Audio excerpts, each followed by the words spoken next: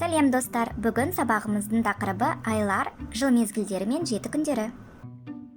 Бір жылда 12 ай бар. Олар қаңтар, ақпан, наурыз, көкек, мамыр, маусым, шілде, тамыз, қыркүйек, қазан, қараша, желтоқсан.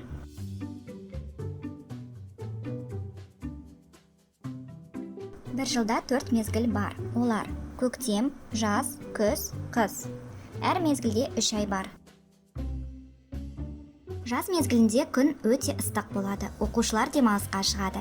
Жеміс көкөністер пісе бастайды. Жаз айлары маусым, шілде, тамыз. Қыста қар көп жауады. Өзен көлдердің бетін мұз басады. Адамдар жылы киініп жүреді. Қыс айлары желтоқсан, қаңтар, ақпан. Қыстан кейін қарлар еріп көктем келеді. Көктемде күн жылынады, жер көгереді, гүлдер гүлденеді. Күн күркіреп жаңбыр жауады. Адамдар егістікті қолға алады. Жаздан соң күз келеді. Ағаштардың жапырақтары сарғайып, жерге түседі. Аспан бұлттанып, жиі жаңбыр жауады. Күн суытады.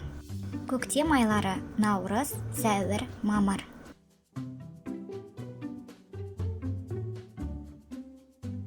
Күз айлары қыркүйек, қазан, қараша.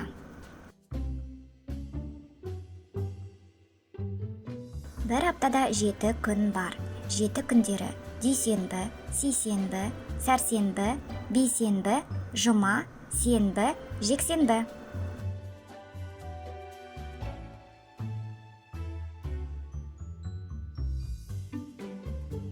Каналға лайк қойып, жазылып кетсеңдер, бірге үйренеміз, бірге өсетін боламыз. Тек қана сәттілік. Келесі видеода кездескенше аман сау болыңдар.